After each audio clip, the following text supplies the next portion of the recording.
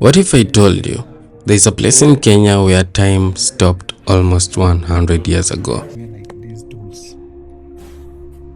A place where tortoises have lived for more than a century, and a place where entire African villages from the past still stand exactly as they once did.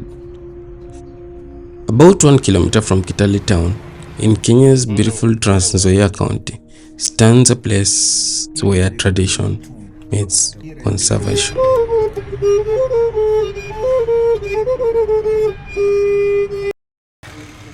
When I walked past the gates of Kitale Museum in Kenya, the first thing I noticed after making payment was something simple: dustbins. Under Rule 9 of the National Museum rules, littering is prohibited. At first instance, I realized that preserving history doesn't start with ancient artifacts. It starts with respecting the places that protect them. Only a few minutes later, I will meet Mr. Damasco Masika, a remarkable artist who uses wood, a brush, color, simple hand-carving tools, and his brain to create finished works that command respect.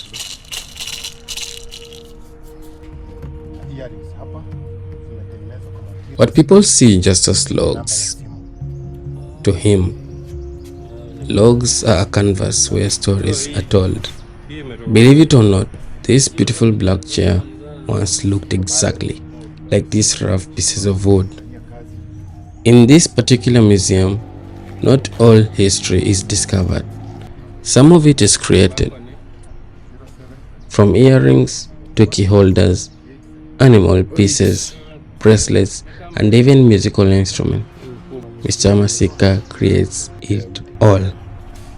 Long before smartphones, long before radios, and long before social media, communities still had ways to communicate, and music was one of them. This instrument has many names.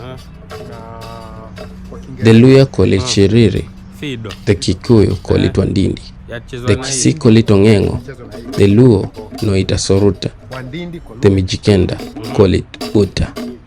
African instruments may have different names across different communities, but they all share one purpose: connection.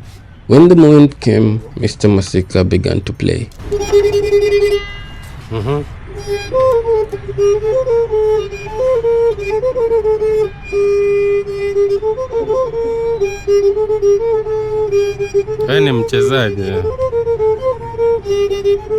The song was called Mwanawamberi, a traditional song used to invite neighbors to celebrate the arrival of a newborn child. And then we were introduced to another instrument, the nyatiti.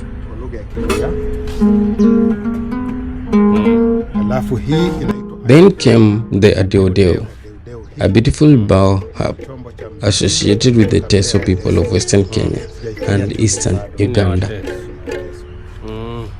He also showed us pokot girls.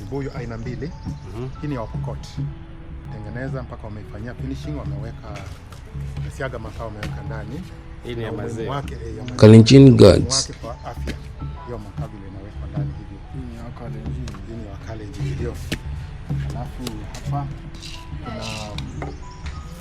Traditional hand-woven baskets famously known as oteo in Kenya, which are also widely used in Uganda and Zambia.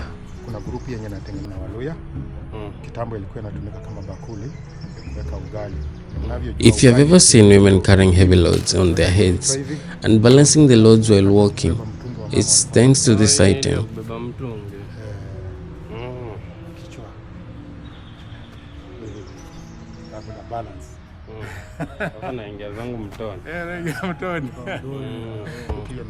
Mr. Masika introduced us to the lisaha, a wooden spear used by the Luhya, and a metallic spear known as wamashari.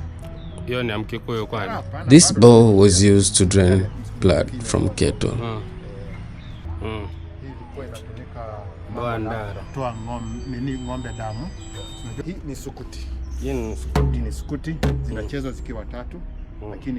The drum is known as the isukuti by the Luhya tribe. While thinking how I should promote him, I bought a dolphin piece to take back home from Mr. Masika, the storyteller who tells his stories through art. Once we were done with Mr. Masika, we were transported into a world older than the internet itself. At this point, everything we had seen so far was only outside the museum. We came across this vintage Ford N series tractor from the late 1940s. When we arrived, what lay behind these doors was something so precious. In there lay preserved animals, vintage art pieces, and thousands of rare collectibles. What we are about to see was made possible by a British naturalist known as Colonel Stoneham. Stoneham's obsession with collecting rare pieces will eventually create one of Kenya's most fascinating museums. We also saw this piano that was designed in Italy in the 1720s. One of the museum's most remarkable treasures. This particular piece dates back to around 1870. Colonel Stoneham brought this piano from London to Kenya, and it stood at his Cherangani farm before eventually finding its home here at Kitale Museum. History isn't always preserved in books. Sometimes history survives in wood. Before the age of computers and the internet, typewriters were the machines commonly used in offices. We must have forgotten this because today we type messages in seconds, we send emails instantly, and artificial intelligence can write entire documents without pressing any key. The items you have so far seen are just the beginning, because hidden inside this gallery lies a story that started more than 100 years ago. This is the Chamber of Secrets. Nothing here is just an object. Everything is a witness to a different time, a different generation, a different way of life. But who made it all possible? To uncover who made it all possible, we must travel back to a very different Kenya.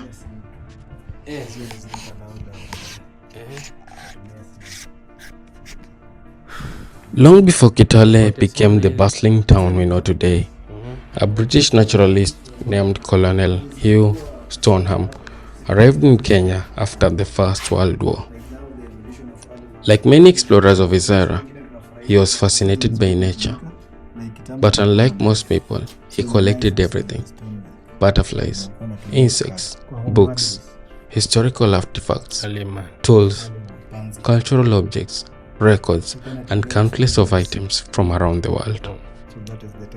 In 1924, Colonel Stoneham opened the museum, and by 1926, the museum started operating as what was then known as the Stoneham Museum.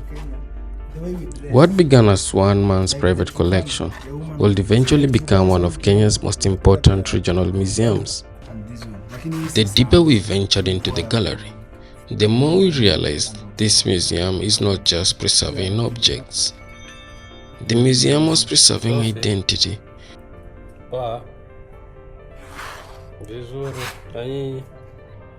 The museum is full of cultural displays with treasures, artifacts, tools, weapons, instruments, and domestic objects from communities across Kenya. Different purposes. This one I think is still there in the Luhya culture. The Bukusus still have these ones.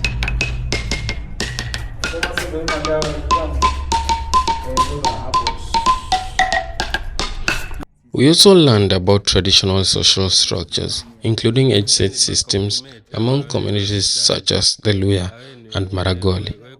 In the past, these systems helped organize the society. When Colonel Stoneham died on 27th September 1966, the future of this collection hung in the balance. To prevent his collection from being sold or disappearing, Colonel Stoneham had before his death made a decision that will preserve history. Through a will, he bequeathed his collection to Kenya with one important condition. The collection had to remain in Kitale, and in 1974, the National Museum of Kenya renamed the museum to Kitale Museum. Here, there is no eating food. One policy which is strictly observed. Another policy which is strictly observed here is there is no touching, because what stands before us are not models. They are not replicas and are not artificial items. These animals here are real and have been preserved for generations. Among the most fascinating collections in the museum are the different animals found here, including the birds, reptiles, insects, and butterflies gathered by Colonel Stoneham. This part of the museum offers a window into the wild side of the museum, which we'll be diving into shortly. Once we were done with the preserved animals, we continued exploring the museum for a few and made other discoveries, which we shall be sharing as we go forward. As a result of Colonel Stoneham's decision, you and I can still walk through these galleries today, experiencing pieces of history exactly where he intended. But here's something that shocked me. I learned that only 30% of Stoneham's collectibles are from Kenya. 70% of his collectibles were from Stoneham's own family acquisition. With the help of UNESCO, Stoneham's museum collection expanded dramatically. Walking through these halls felt less like visiting a museum and more like traveling across time itself. Every artifact began and told another story, and some of those stories reveal just how dramatically the world has changed. In the museum, Earth meets history. The museum promotes research in natural history, ethnography, and conservation, with a focus of indigenous knowledge systems and ecological sustainability in Western Kenya. As we continue, here is one thing I wish to tell you. I have gone through the laws pertaining to the museum. There is actually no law stopping you from recording in museums. However, usage of cameras and phones with the flash are prohibited. Recently, an agreement between the national government and Governor George Nampembea was signed in 2024, and the museum was formally transferred to the Trans Nzoia County.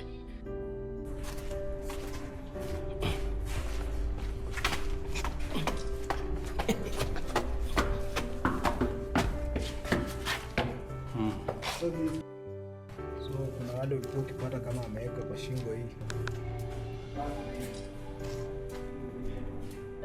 Hata mpaka saa hii kuna watu hali hawezi kuona.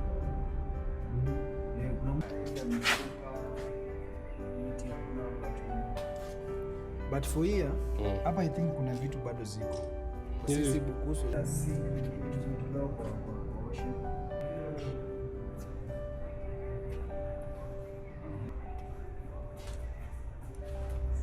This is an overview to pay our opinion on forest. So these are the animals. Colobus monkey is down there. As fascinating as the gallery was, nothing prepared us for the creatures waiting ahead. From the dead, it was time to visit the living. But before we meet one of the largest snakes in Africa, and one of the biggest crocodiles I have ever seen, there's something even more surprising waiting outside. Anaona baiskeli za Luhya. Iko watoto. Iko kujikumbusha mambo yetu. Mimi nilicheza hizi. Hii kila mtu amecheza hii. Hii kila mtu ametumia. Sasa hii asibiziwa juu. Unajua hizi. Jambo. Mimi leo kushika. Unataka kushika?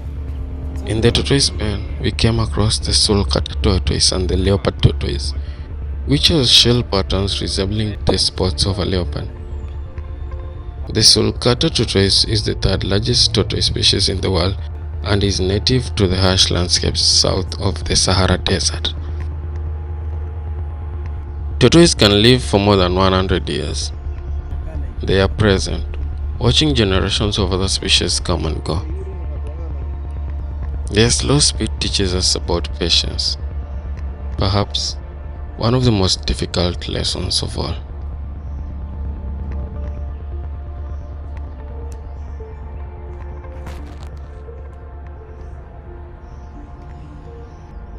Then we came face to face with one of Africa's most powerful predators, the African rock python, which can grow up to 6 meters and weigh up to 90 kilograms. Unlike venomous snakes, this giant relies on pure strength. It ambushes its prey, secures its grip using her 96 needle razor-sharp backward shaping teeth before coiling around her prey and constricting it, using a strategy perfected through millions of years of evolution. The museum is also home to other snake species including cobras and puff adders.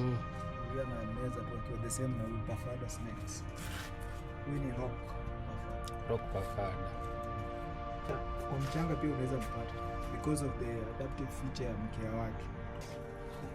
The most dangerous snake and most poisonous. Within 5 minutes, 6 minutes, you are gone. And then I saw it. One of the largest crocodiles I have ever encountered. A creature perfectly designed by evolution. Armored skin. Powerful jaws with a biting force of 5,000 pounds per square inch. And patience that borders on supernatural.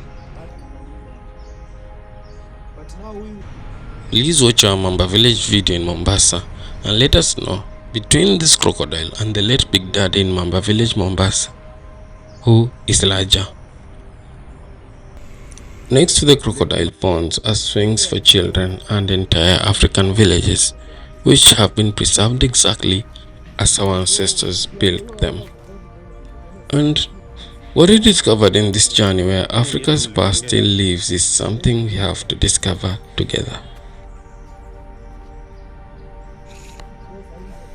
There are moments during travel when you stop being a visitor and you become a time traveler. This is a Kikuyu roundhouse with mud walls and a thatched roof known as the Shingore.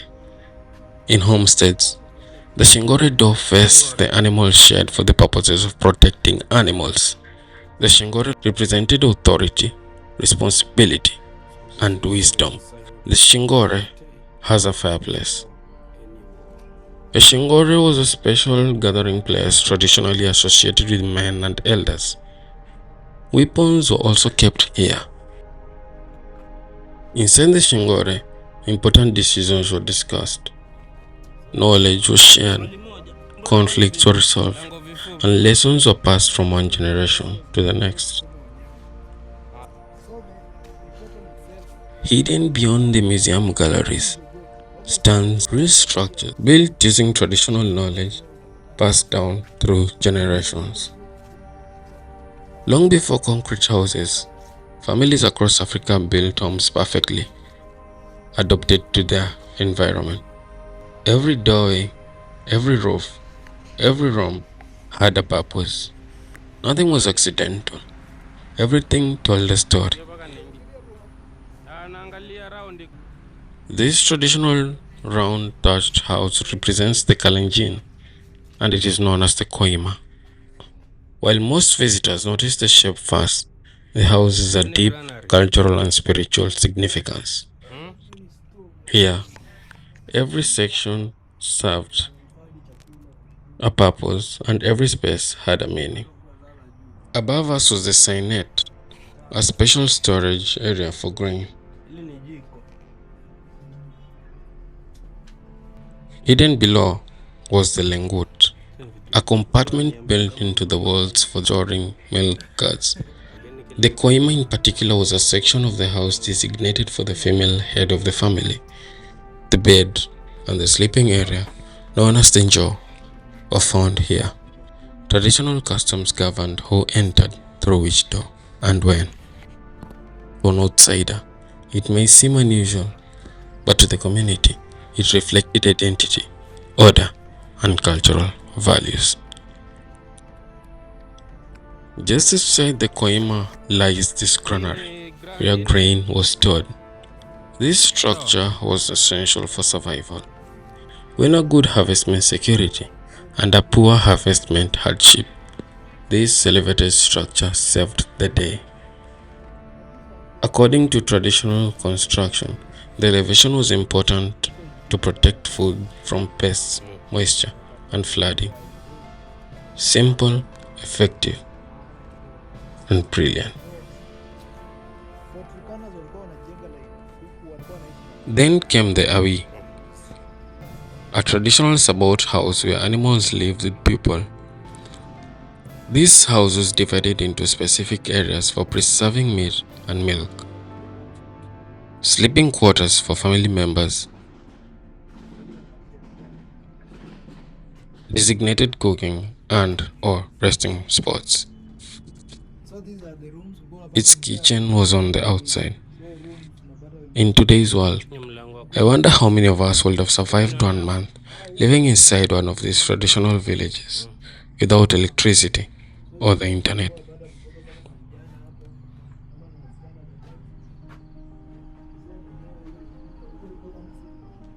Hii ni sitting room.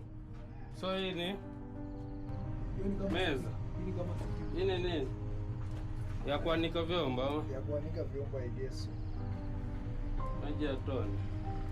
Ili kwa kiti lakini imevunjika. So ukitoka hivyo the kitchen is out there. Kitchen iko? Hiki na kwa nje. Hao walikuwa wanaweka yao.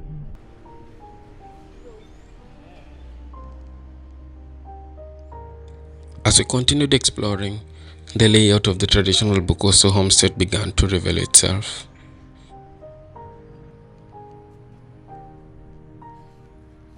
What first looked like a collection of huts became an entire social system. This tree at the entrance is not just a normal tree. This was a shrine associated with traditional spiritual practices.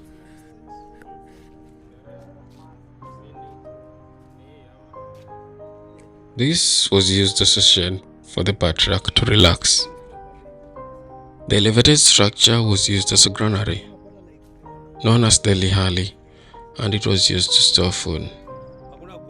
With it being this closed, I wonder how they accessed the food in it.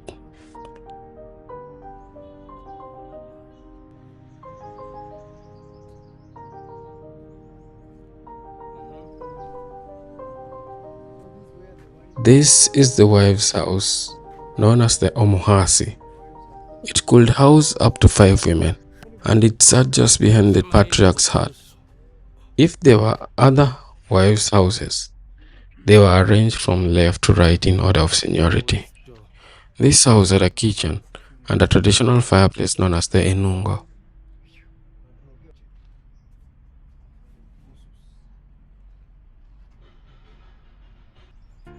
Boys lived in huts called the simba. In a normal homestead, the simba is the very first hut you see as you walk in near the gate, and it belonged to the unmarried young men of the home who also provided security. Since I was not introduced to it, I guess that this homestead had no young unmarried men.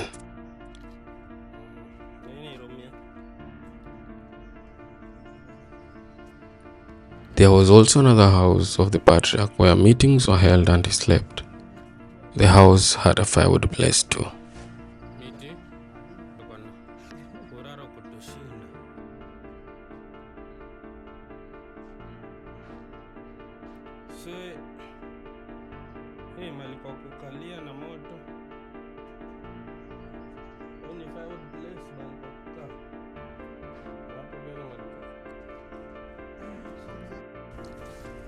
After going through the homesteads, we came across cattle.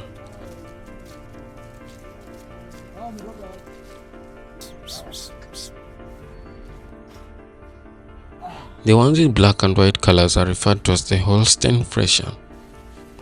The one in brown is either a Jessica or a Gansika. The ones with white and brown are the Asia. These animals here help produce biogas.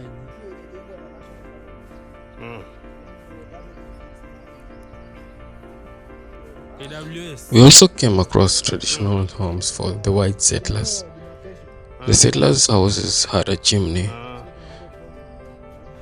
When I first arrived here, I thought I was visiting a museum, but I was wrong. This place is much more than that. It's a memory bank, a cultural archive, a living classroom, and a bridge connecting generations.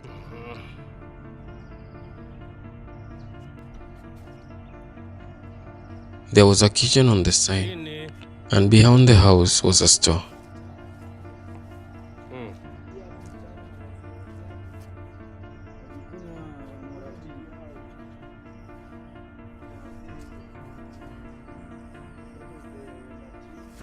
There was also a toilet. We went through other homesteads before attempting to go for a nature trail. In a rapidly changing world, places like Kitale Museum remind us where we came from, and perhaps more importantly, they remind us why preserving history matters. Because the future means very little if we forget our past. If you enjoyed this journey through Kenya's hidden history, don't leave just yet. Tell me in the comment section, which exhibit fascinated you the most? I read every comment, and your comments help decide where we explore next. Like this video if you learned something new. Subscribe and turn on notifications because we are uncovering the hidden stories, forgotten places, wildlife, culture, and history that most travelers never get to see. And if you want to help preserve and showcase Africa's incredible heritage to the world, share this video with a friend.